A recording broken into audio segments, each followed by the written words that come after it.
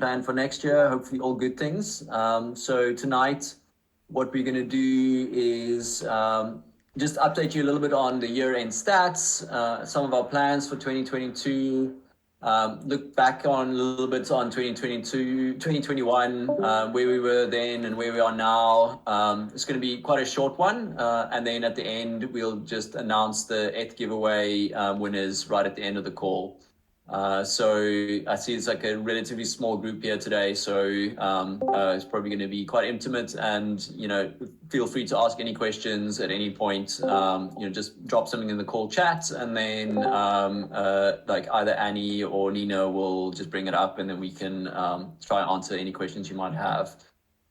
So I'm going to hand over to Annie to just give us an update on the end of year stats, and then I'll follow up that with a little bit of update on what we got planned for 2022. Annie, over to you.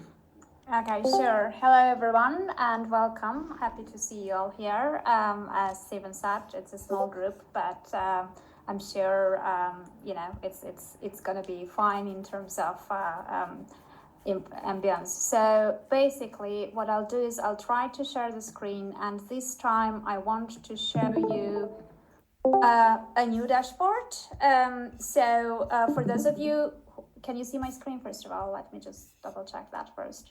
Yeah, like we can see. Okay, cool. So for those who have followed us, I'm sure you've heard about the Codeless Conduct hackathon that happened last week, and it was a no-code Web3 hackathon. We were one of the sponsors, and there was a bounty, and the bounty winner is the guy who created the Dune dashboard.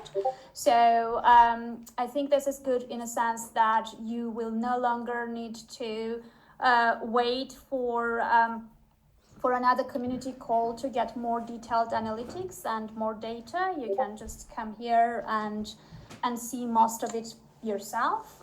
So from now on, I think it would make sense to follow this dashboard when we are presenting and add more stuff to it if you have more questions, or I'll just add more figures that are missing in here.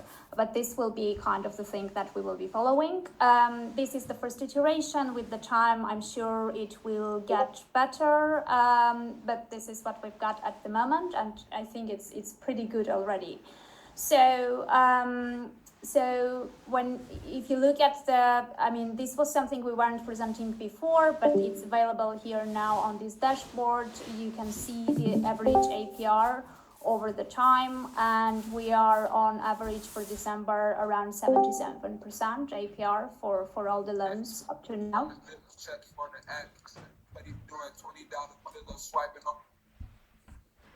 Sorry, I couldn't hear that. Hello? I think that was just background noise, Annie. Oh, okay. Sorry about that. So yeah. So basically, the APR numbers are presented in different forms. Here, unfortunately, we have some kind of mismatch between the real numbers and these first two numbers. 506% for 7-day loan is not the average. So we'll look into it and fix that.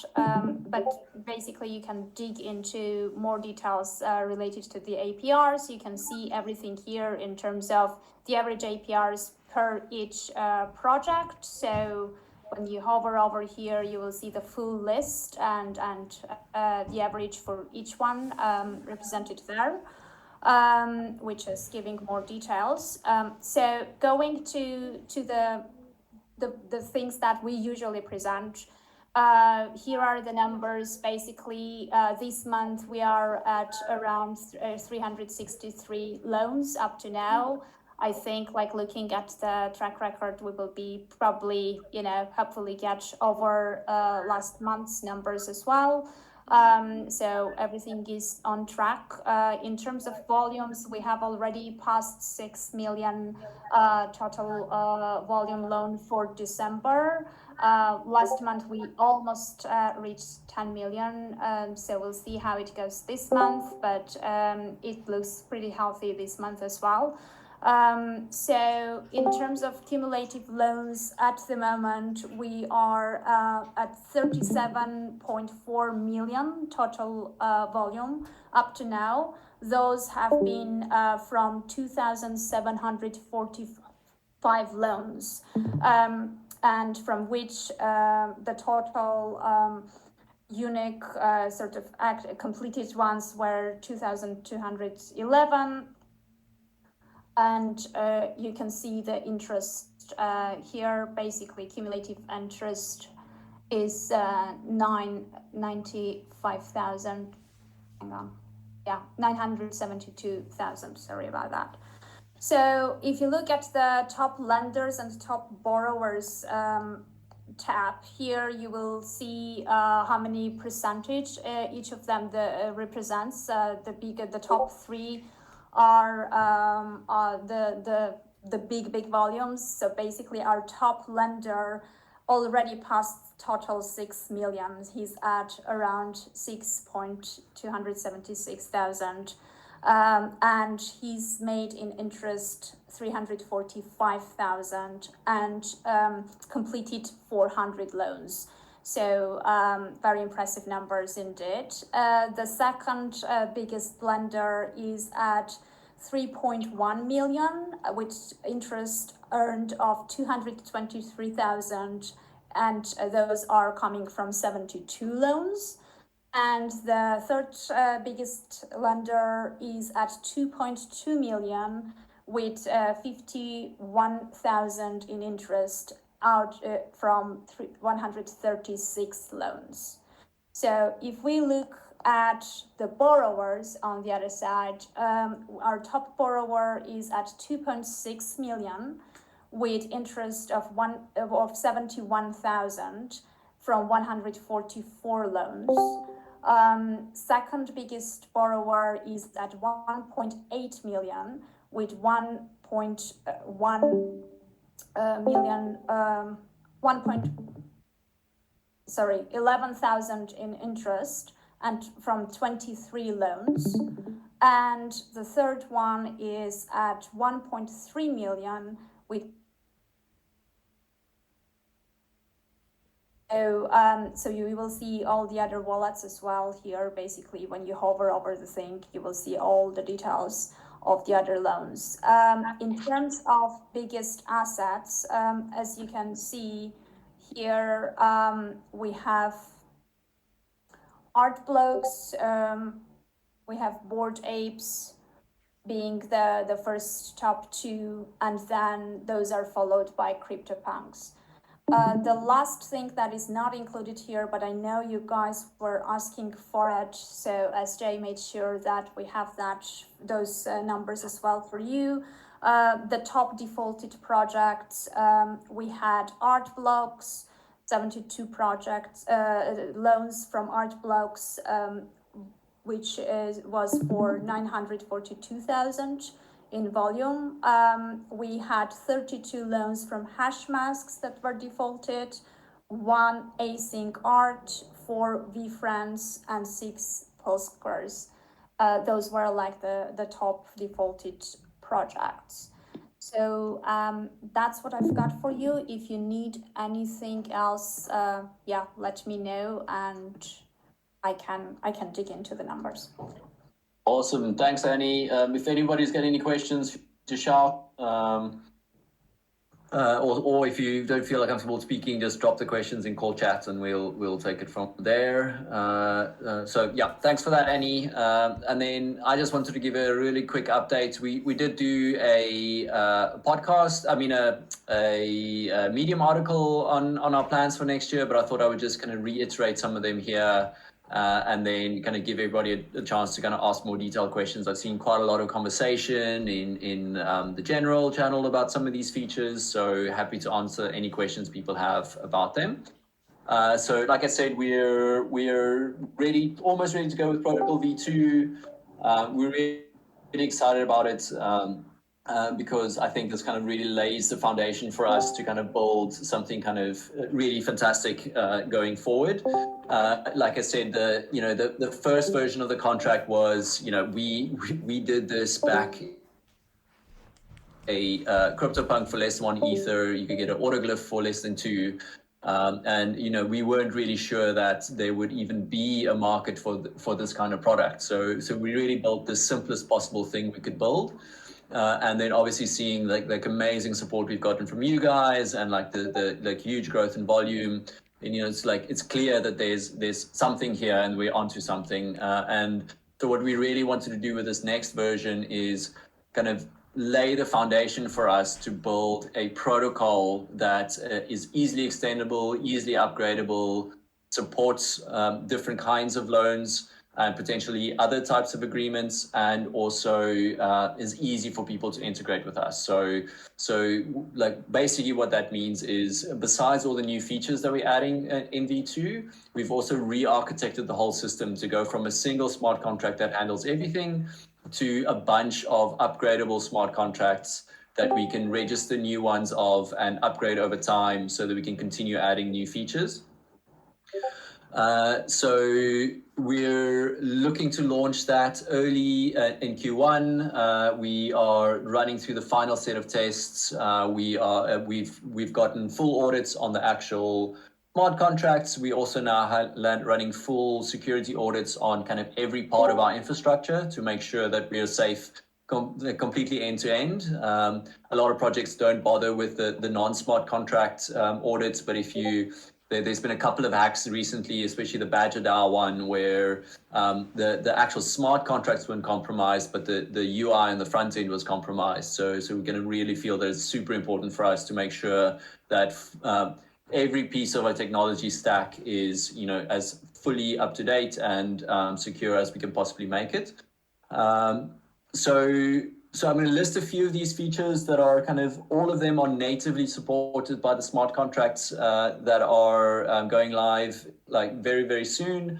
We won't enable every single one of these features all at the same time from the front end, because there's a little bit of kind of UX work to be done on some of them, but we'll kind of be, over the course of the next couple of months, be kind of releasing them one by one. We'll announce the order in which that's going to happen kind of early next year. But some of these things that we are really looking forward to are ERC 1155 support. So one of the things we did in the smart contract is we made it very easy to kind of write a wrapper for different ERC standards that then kind of make them act in a similar way inside of our protocol. So we can we can use different standards in the same loan agreement without having to rewrite the loan agreement. This kind of makes it much easier for us to kind of add future support for different standards. And the first one of that is ERC 1155s. Thanks for waiting. I know it feels like it's taken very long, but like I said, we didn't just go duplicate what we did with 721s. We kind of built a whole new system that makes it much easier for us to kind of add new standards as they develop over time. The next big one is ERC 998 support. So ERC 998 is a standard that essentially defines an NFT that can own other NFTs. And this is how we propose to use bundles. So what you would do then is you would build up a bundle of multiple NFTs. They would then be turned into a single NFT that owns all of the sub NFTs that supports. You can have both 998s and 1155s in the same bundle. And then you can essentially take out a loan on that, and then moving things in and out of escrow it's a single transaction instead of requiring multiple transactions. We also extending the loan duration to unlimited durations. So in the near future, instead of just having 7, 14, 30, and 90 days, there would also be an option for custom where you can just pick an expiry date, and that can be any point in the future. So much more flexible loan periods. We also allowing pro rata loans. So, pro rata loan, you would be able to, at the moment, if you repay a loan early, that loan, you would still pay the full repayment amount as if you kind of completed the full loan period. But with pro rata amounts, we don't allow kind of partial repayments. It'll have to be a full repayment. But you can make that repayment early and save on the remaining interest for the rest of the loan period. Another big thing, which I think is probably the thing I'm most excited about, is loan extensions and renegotiations. This will allow the borrower and lender to agree on new terms for an existing loan without having to finish the actual loan. And this can be done either before or after the loan term expires. So, if you don't manage to repay a loan in time, you can, as long as you manage to make an agreement with the lender and you both agreed on a new loan term, you can extend the loan term to any new period that you want. There's also there's also the option to require an additional payment from the borrower to the lender to kind of offset some of the risk of potentially taking on these new things.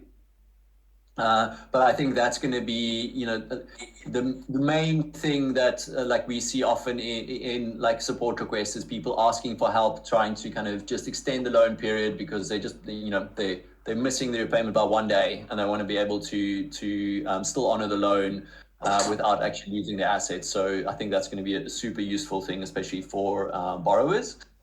We're also allowing listings with binding terms. So the way that this would work is as a borrower, you can say, I'm looking for a loan between 10 and 12 Ether for 30 days, and I'm willing to accept any APR under 50%, say.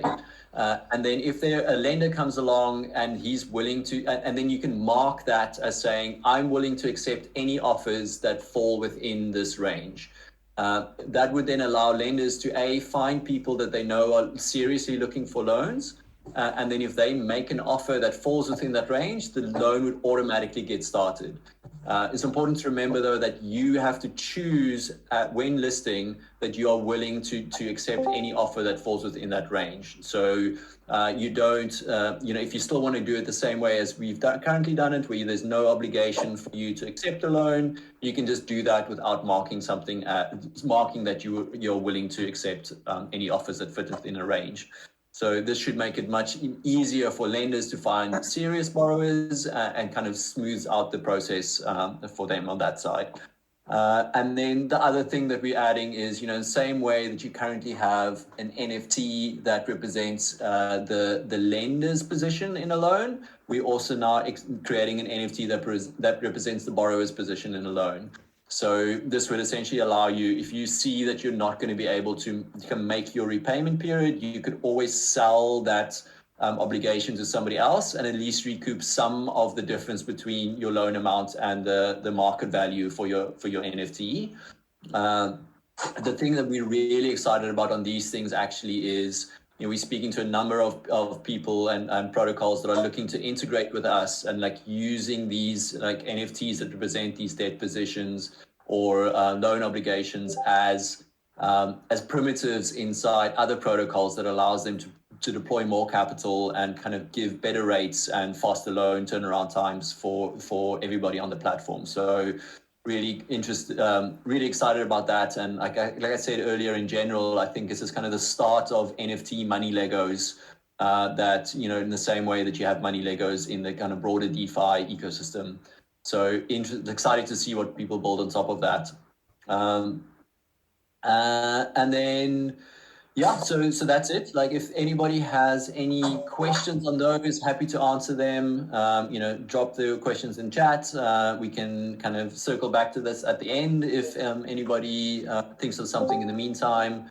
But really looking forward to seeing your feedback on this. And hopefully these are some of the things that you guys have been asking for. There's also a whole bunch of other things that are not smart contract related that we will also kind of be working on. We're hiring a couple of more front-end developers so that we can execute even faster for you guys on the like UX improvements, things like filtering, being able to in your filter criteria have exclusions and not just inclusions. There's a whole bunch of cool stuff we got planned there. So keep those suggestions coming in the suggestions channel. We watch them all and really try to kind of build the things that you guys are asking for. So so that's it from there. some other new things coming up. We are in the same way that we have our activity channel. We are also creating a new NFTfi Twitter account that'll be a NFTfi Twitter bot. And this will tweet out not every single loan that gets done on the platform, but we'll have, loans of value so that we can see, they'll get a little bit of marketing going on some of these higher value loans, and people can follow them who aren't necessarily part of our actual Discord.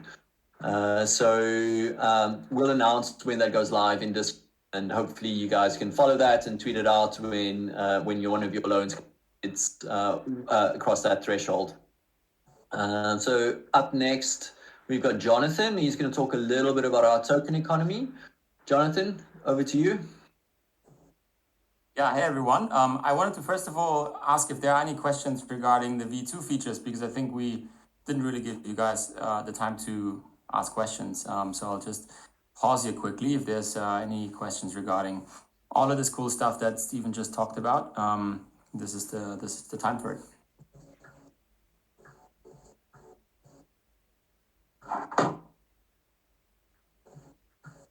All right. Otherwise, we'll just move on. You were just comprehensive enough there, Stephen.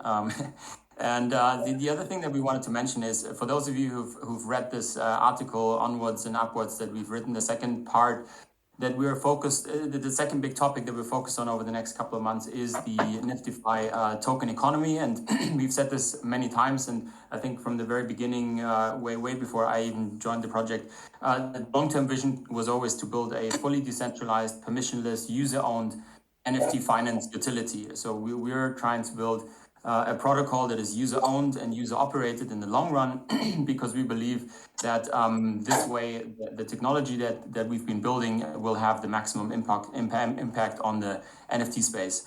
And this vision obviously requires us to tokenize both the value accretion in the current protocol and how it evolves and in future versions, and make that and distribute that value in the form of a token, but also it requires to tokenize the agency over the protocol, obviously, so it can be governed. So we will have a token, and we will design a token economy, and especially also validate the token economy before we launch it. We're already spinning up some simulations, and what we'll end up with is a token economy that has really powerful incentives and incentive aligns all the stakeholders involved in NFTfi currently and going forward.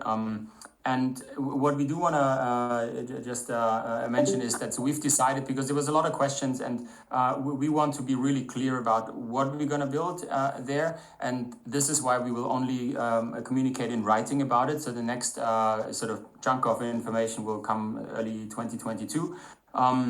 This is to kind of keep our team focused, but also especially not to confuse anyone. So yeah, I hope you guys are bearing with us. We're full steam ahead on the token economy, and we'll announce news soon on this front. Another thing that's coming that I'm personally very excited about, because I've worked on it together with CAD Labs, is this NFT finance article series. It's a bit of an ontological exploration of the NFT finance universe. We're hopefully pushing out the first article before Christmas still, and the idea is that we kind of have an ongoing stream of articles coming out that really add new information or different perspectives to the discussion around what is NFT finance and where is it going, where do we fit in with all our projects. So I hope you guys are all excited about that. There's going to be one, for example, about the infrastructural similarity of NFT art and collectibles markets, which are the markets that kind of dominated for a long time the NFT space. This might be changing a bit into 2022, but and on that on the one hand, and on the other hand, traditional art and collectibles markets. And I think we have done quite some deep research, and will be able to contribute interesting aspects there, which I hope you guys are looking forward to, and we'll be engaging with that content.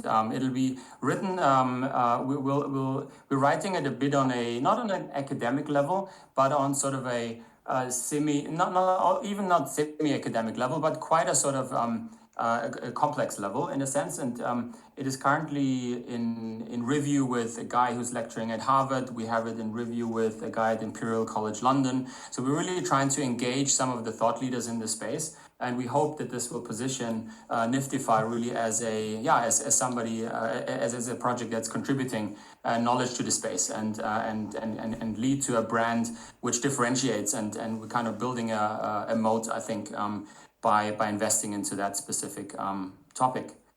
I think that was it from my side. I think now we have time for just some general feedback, questions about anything that you guys want to talk about. I think we have enough time. Praise, whatever's on your mind.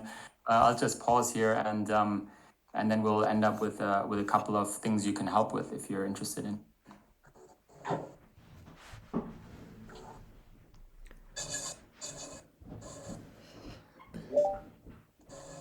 Looks like you were also pretty comprehensive there, Jonathan. Well, to incentivize someone to give a question, I guess the person who asks the first question will be the one who will help me pick the winner of the 1 ETH campaign. So let's see who it's gonna be. Nice. I don't know if that's a prize or a punishment. Cool. Okay, I think don't have too many questions this time around. Maybe we should just move on to the next section. You know, we're always free to kind of chat to everybody in general. So just shout if you've got any questions that weren't answered here. So I do have a quick one, guys. Yeah. So I'm just curious to know how is the token gonna impact loans at all? For example, using it as a collateral or things like that? So this is something that we're not yet communicating about. So I would have to hope that you have some patience there with us. But you can trust that that the token economy, the incentive system that the token is instantiating will be strongly incentivizing loan activity, obviously. Okay, fair enough. Thank you. Thanks for the question.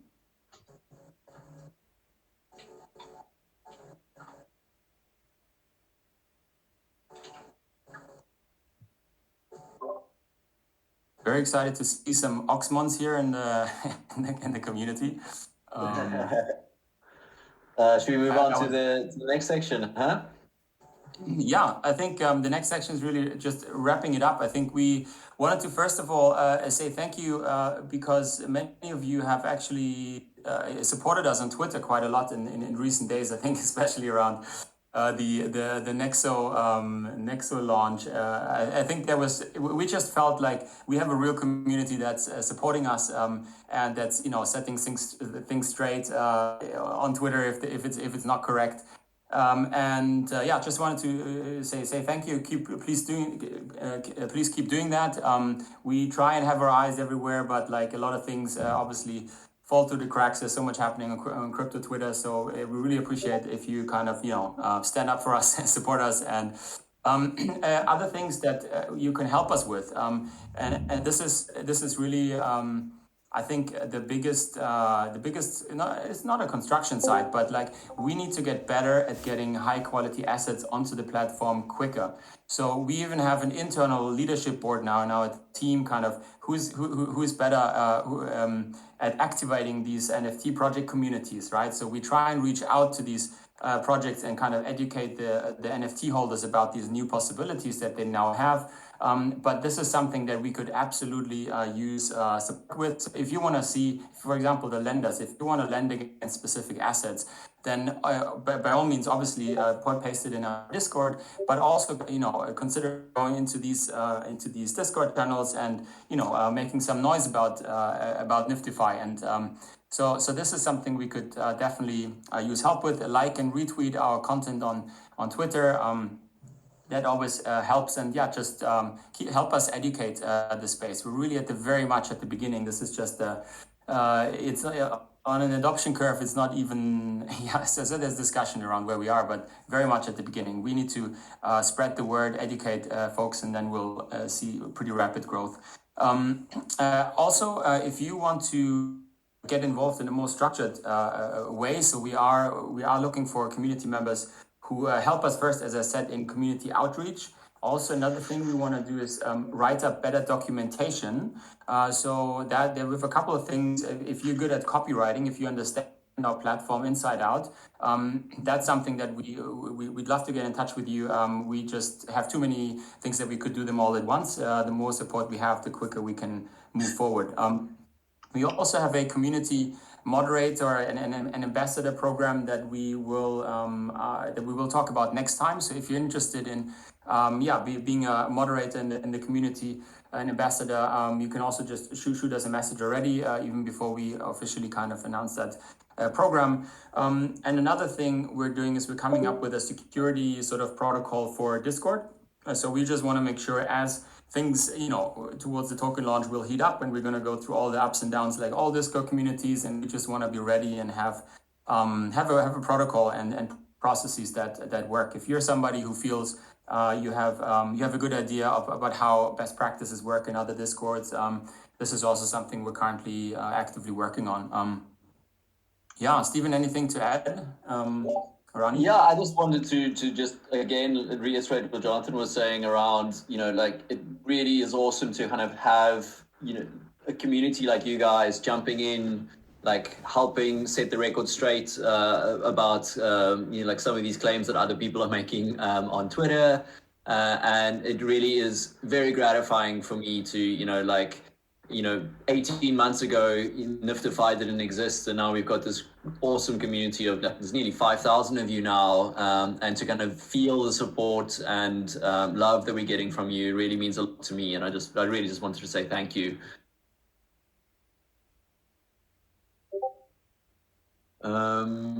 Cool. So I think that's it, huh? You've got anything else to add, Jonathan? No, I think that's it for 2021. So Yeah. I think if there's no more questions, we wish all of you happy holidays. I hope you get the chance to recharge a little. It's very difficult in this space, we know. We were mostly pushed through in our team, but we are taking a couple of days off the gas pedal. But we're in a sprint, and we're excited to be on that sprint and on that journey together with you. See you next year, I guess. Thank you, everyone. See you guys next year. Thank you, guys. Thank you, guys. Thanks. Thanks. Bye. Bye-bye. Bye-bye. Bye, everyone.